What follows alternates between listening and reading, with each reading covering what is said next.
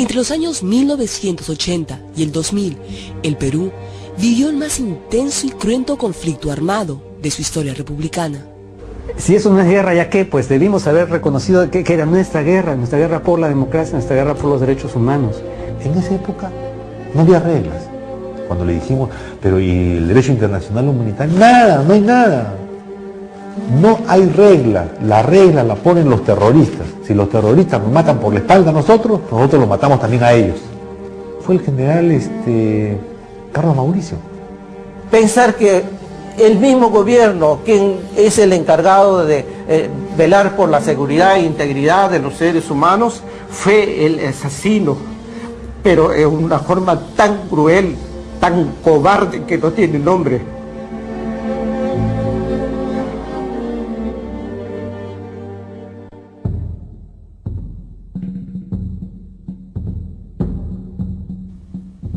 El 12 de octubre de 1981, el presidente Belaúnde decretó el estado de emergencia en las provincias de Huamanga, Huanta, La Mar, Cangallo y Víctor Fajardo. Ese mes se enviaron los primeros destacamentos de la policía para enfrentar la amenaza subversiva. Lograron importantes capturas en esos primeros años, deteniendo a decenas de militantes de Sendero Luminoso, como Edith Lagos. El Sinchi fue visto como el abusivo, el torturador, el violador, a quien la población aprendió a temer. No eran una fuerza que conocía la idiosincrasia comunal, campesina, y por lo tanto se comportaba como fuerza de ocupación. El enemigo está en todos los habitantes de la zona donde él está. Fue el primer agente del Estado que desarrolló tácticas de guerra sucia. A mí me violaron. Durante la noche yo gritaba, pedía auxilio. Me metieron pañuelo en mi boca. Esa noche me violaron. 7 militares, los 7 Sinchis. Entraron a violarme. Uno salía, otro entraba, otro salía, uno entraba.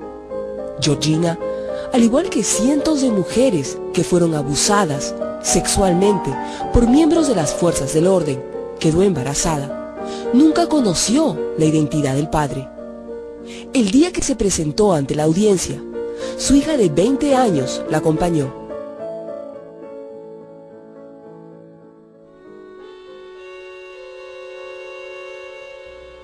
Muchas veces los policías actuaban en represalia o venganza.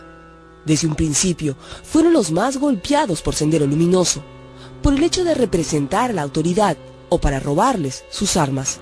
Las fuerzas policiales eran blancos fáciles al no estar acuartelados. Cientos de efectivos murieron en sorpresivos ataques contra los puestos policiales o en asesinatos selectivos. Escucho el estallido. Yo pensaba que era la llanta y era el primer impacto que me entra por la espalda. Siento que mi cuerpo se desvanece y comienza a sentir otro, o sea, uno hacia el de la espalda, uno acá, otro acá, y el tiro de gracia que me entra por el ojo derecho, me sale por la sien izquierda, que quema el nervio óptico izquierdo. La suboficial de la policía, Ana Lira, fue atacada por un comando de aniquilamiento en el año 92. Quedó totalmente ciega. La vida de un policía no valía nada. Al desconocimiento del enemigo, la ausencia de una estrategia adecuada y los sucesivos y exitosos ataques de Sendero, se suma la falta de recursos. Tenían carencias logísticas y a veces no había suficiente alimento. Pero ¿cómo contener a mi gente? A veces teníamos que matar estos animales y hacer un caldo para todos. Nosotros, acuérdense que yo le estoy hablando de 20, 30 hombres. Si cometía abuso de matar y de dejar sin el huevo diario a ese poblador de las alturas, no había otra forma de cómo alimentarnos. Pido disculpas públicamente. O sea, las fuerzas policiales no estaban en condiciones de ese tipo de enfrentamiento, no tenían armamento de guerra además. A partir de diciembre del año 1982, los comandos político-militares asumieron el control absoluto de las zonas declaradas en estado de emergencia. Un país fragmentado, segmentado, en que los políticos se desentienden sistemáticamente del asunto de la seguridad interior y de la defensa, y ese es un asunto militar. El poder civil había entregado una carta blanca para que las Fuerzas Armadas se encarguen del problema, que ellos hagan el trabajo sucio. Hubo quienes se opusieron al ingreso de las Fuerzas Armadas, como el mismísimo ministro de Guerra de aquel entonces, general Luis Cisneros Vizquerra. Él vaticinó lo que ocurriría en el terreno de combate. Y como no se sabe quiénes son los senderistas, probablemente de 60 muertos, que se diga que son senderistas, serán unos 3 más o menos. Él dice, eso lamentablemente va a suceder si ustedes nos obligan a intervenir. Luego del ingreso de las Fuerzas Armadas, se distinguen 2 claras etapas en la lucha contra subversiva. La primera, de represión masiva e indiscriminada, y una segunda, más selectiva, que contaba con una estrategia, pero no por esto fue más respetuosa de los derechos humanos. Está claro que Sendero Luminoso fue el principal perpetrador de crímenes y violaciones a los derechos humanos. La crueldad y salvajismo con la que actuó, atacando a traición, sin distintivos, ocultándose y escudándose con la población civil, buscaba también la reacción brutal de las fuerzas del orden contra esa misma población civil. Tuvieron éxito. Entre los años 1983 y 85 se escribieron los capítulos más sangrientos de esta guerra.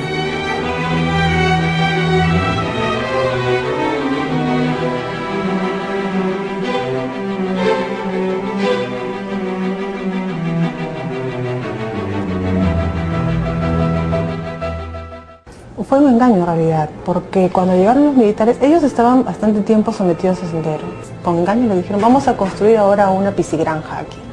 Y luego cuando ya estaba todas las zanjas listas, los acribillaron y los mataron, sin tener en cuenta que había niños, mujeres, nada. Por ejemplo, un mayor que le dice a un teniente que al otro día va a ir a destruir una escuela popular y que va a tener 3 días para hacerlo y no puede regresar sin haberlo hecho.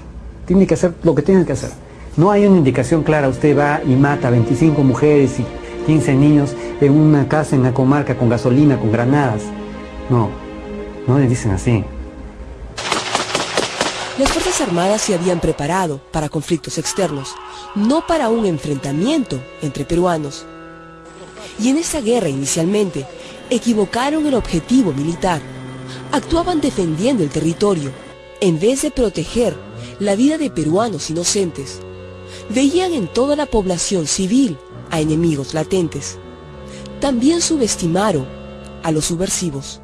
Clemente Noel, que era el jefe del Comando Político Militar de la Fuerza de Intervención en Ayacucho, él consideraba de que ya iba a estar totalmente pacificada la zona a más tardar en 6 meses. Después prolonga el periodo de pacificación hacia 1 año, ¿no? Y cree que ya se iba a terminar ahí. A lo largo de esos años, muchas bases militares fueron utilizadas como centros para la violación sistemática y generalizada de los derechos humanos, de civiles sospechosos o acusados de terroristas. Tortura, violación sexual, desaparición forzada. Mi capitán, venimos a dar parte. Ah, muy bien. Bacanes ustedes, ¿no? Ustedes son terrucos. Inmediatamente meten al cilindro para ahogar. Al otro compañero meten electricidad en los testes.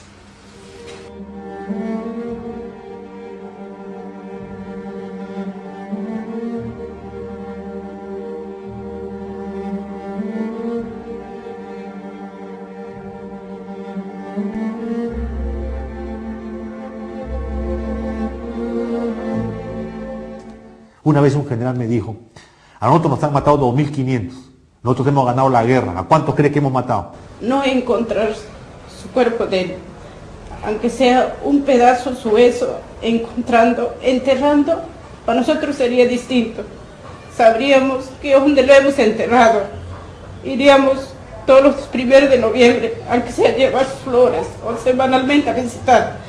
Pero en este caso, no sabemos qué han hecho a él, dónde lo han tirado, dónde lo han quemado. Martín Roque estudiaba economía en la Universidad del Callao. Su familia sabe que fueron miembros de inteligencia de la Marina de Guerra quienes lo secuestraron. Nunca más lo volvieron a ver.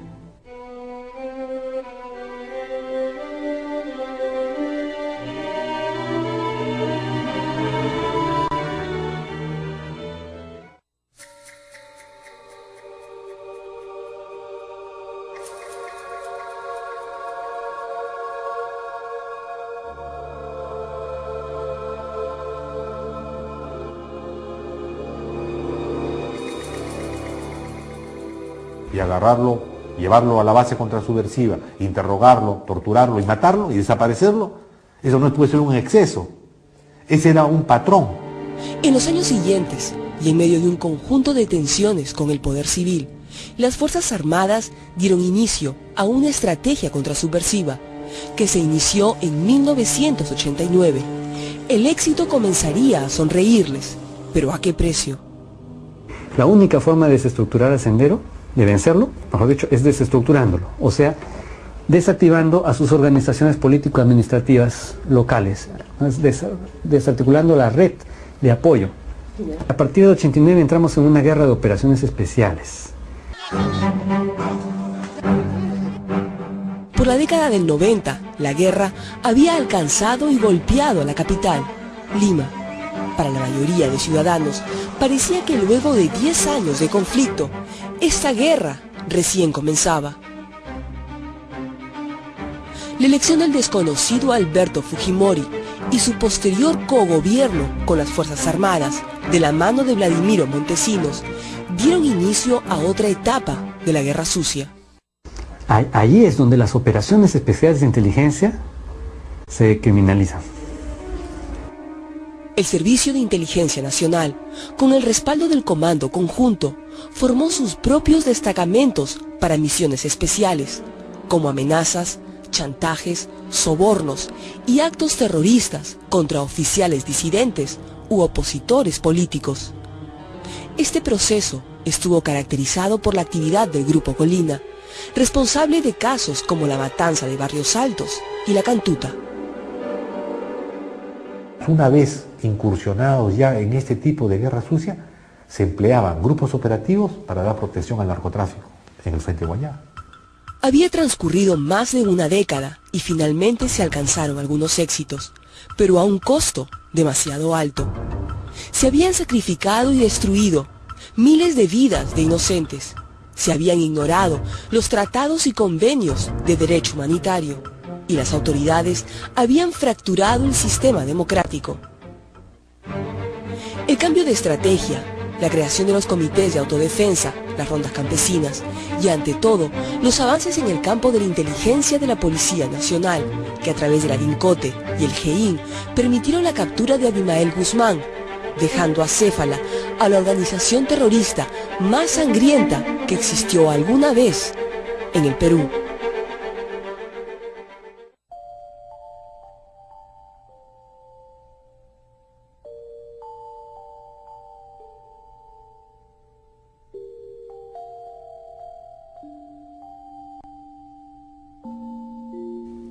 $1,600 policías y miembros de las Fuerzas Armadas murieron durante el conflicto armado interno. Cientos quedaron mutilados, discapacitados y viven con las secuelas de esa guerra. Hemos aprendido a luchar contra las amenazas internas, las amenazas de nuevo tipo en general, de otra manera. Han combatido, pues, han hecho las cosas mal y bien.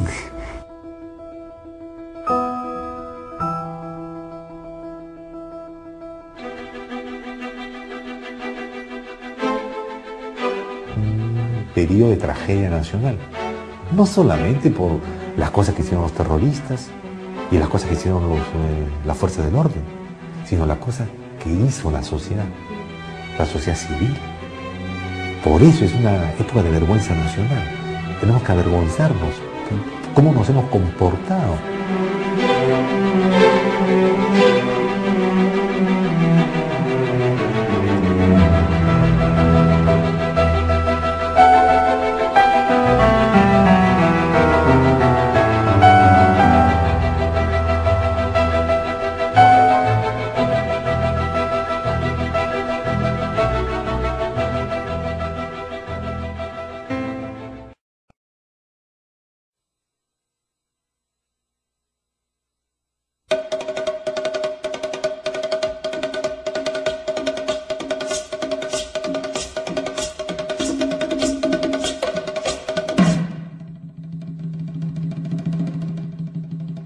Nos levantamos para defendernos, para salvarlos de la muerte. Aquí, en la gran capital Lima, piensan de que los ronderos son asesinos, son matones, crueles, y no es así. Entran a la ciudad de Quinoa, los ronderos, a la gente lo amontonan en el parque y después les sacan una lista, supuestamente una lista, ¿no? De que ¿cómo se llama? Que estaba, uno de los senderistas era mi hijo, que es Wilfredo Jaime Betallaluz, que lo han asesinado. Para algunos asesinos, para otros pacificadores. Lo que no se puede negar es que los comités de autodefensa fueron actores decisivos en la guerra interna que vivió el país para vencer a Sendero Luminoso. La base social es el campesinado, ¿no? Bueno, por eso era totalmente algo impensable para ellos que el campesinado se vuelva contra ellos. Según el informe de la Comisión de la Verdad, los campesinos no fueron actores pasivos entre dos fuegos.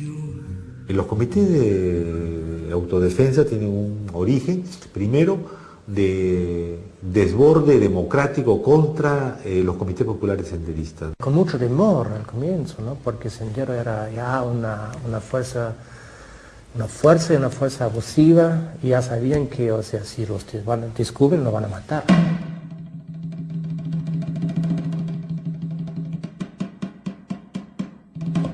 Para algunos perpetradores, para otros víctimas.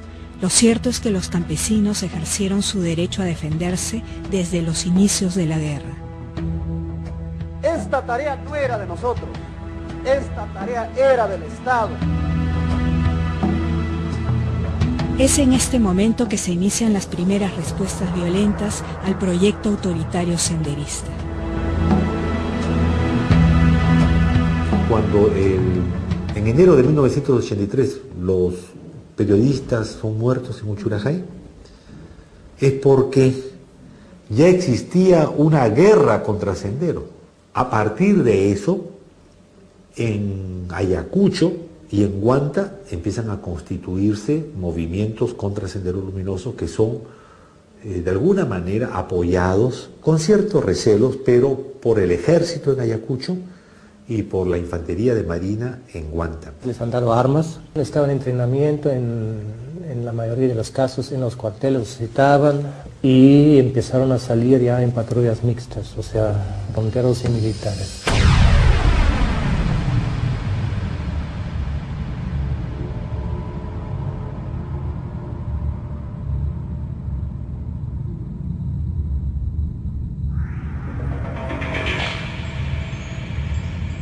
Hubo una cierta coalición con el narcotráfico, efectivamente. Armamento, claro, claro. Y buenas armas. En un año logra bota Sendero del Valle.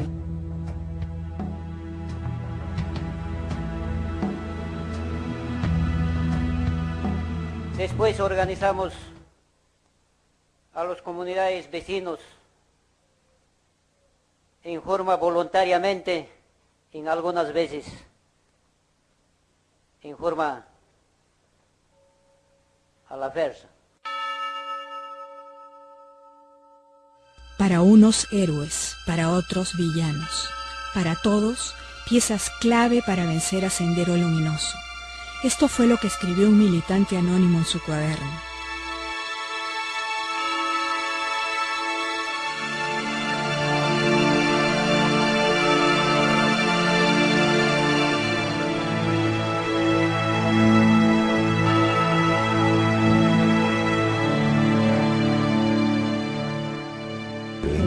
1989, en julio, es aprobado un manual contrasubversivo que significa un viraje en la lucha, ¿no?, que plantea la necesidad de establecer una alianza con el campesinado.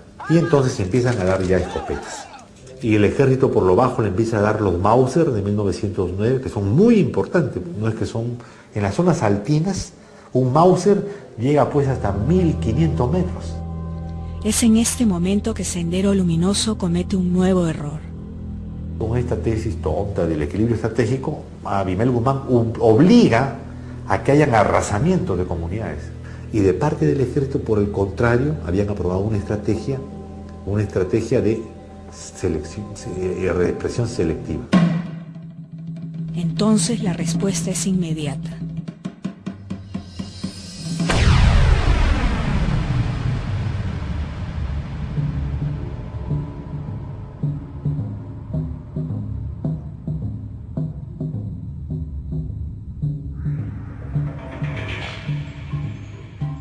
Poyeni, por ejemplo, ¿no? Eso es donde se forma también a partir de 89 más o menos, ¿no?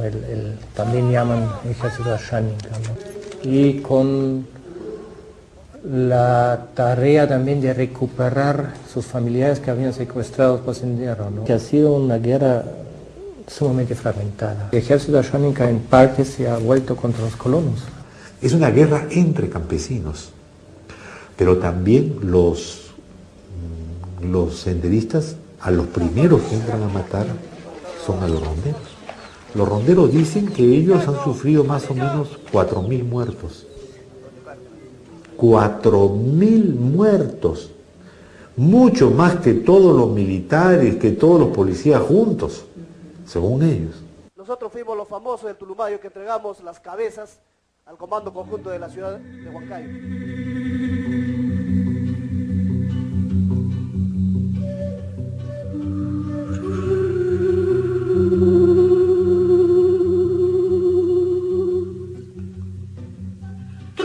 Héroes y villanos, perpetradores y víctimas, pacificadores y asesinos, de repente todo a la vez.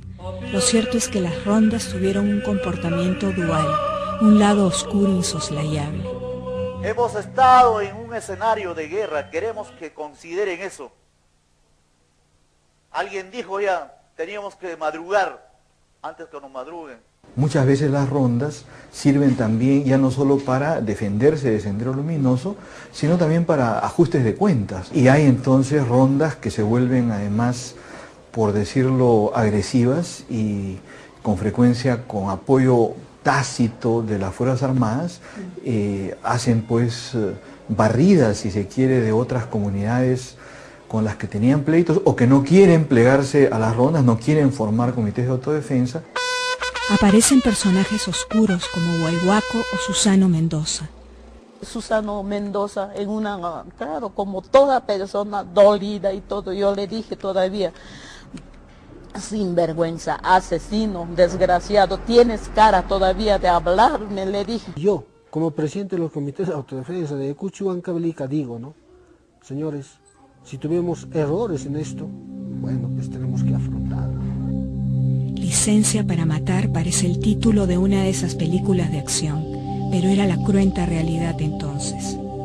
En el caso de las rondas sí podríamos hablar de excesos, ¿no? Porque no es una conducta sistemática, pero sí hay hechos violentos. Son campesinos, ¿ya? Y si a mí me quema mi casa, me secuestran a mi hijo, me violan a mi esposa, pasan cosas que, como digo, o sea, en circunstancias normales nunca harías. Explico, no justifico. Hemos cometido excesos en los derechos humanos, pero era necesario. Y pido disculpas desde acá. Yo asumo mi responsabilidad, ha habido excesos. Pero estos excesos han sido realizados por malos dirigentes. En eso ya los ronderos estaban demasiados borrachos. Esto agarraron a mi hermana y la violaron primero. Primeramente mataron a mi hermana con palos, con piedras, donde ella pedía auxilio. Y seguidamente a los niños la ahorcaron.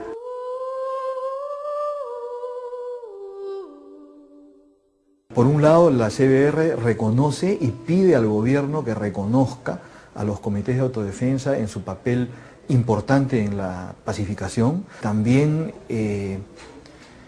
afirma que los excesos, los crímenes, las violaciones a los derechos humanos cometidas por miembros del comité de autodefensa no pueden quedar impunes.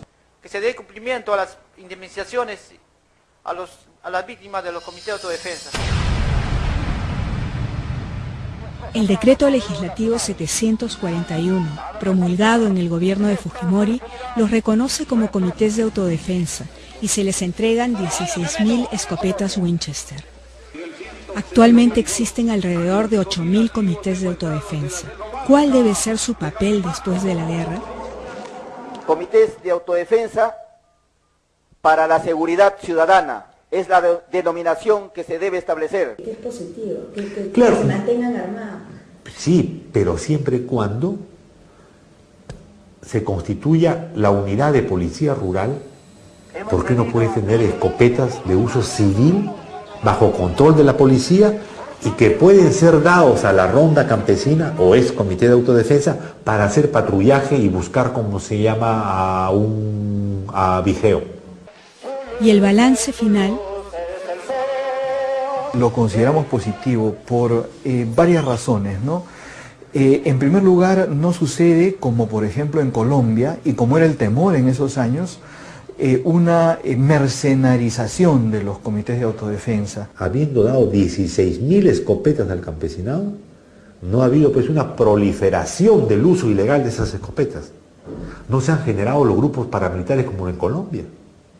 O sea, en realidad es una gran enseñanza del mundo campesino. En muchas comunidades, terminado el conflicto, gente que ha estado muchas veces involucrada con senderos, gente que ha estado en los comités de autodefensa, han tenido que acomodarse para seguir viviendo, no bajo el mismo techo, pero bajo el mismo sol, en el mismo espacio, en la misma comunidad. Y eso te muestra que la reconciliación es posible. Héroes o villanos, perpetradores o víctimas. El informe de la Comisión de la Verdad señala que han sido actores muy cuestionados en esta guerra, por su actitud durante el conflicto, por su actual resistencia a entregar las armas. Pero que han sido una necesidad, sí. Que han sido fundamentales para lograr la paz, también.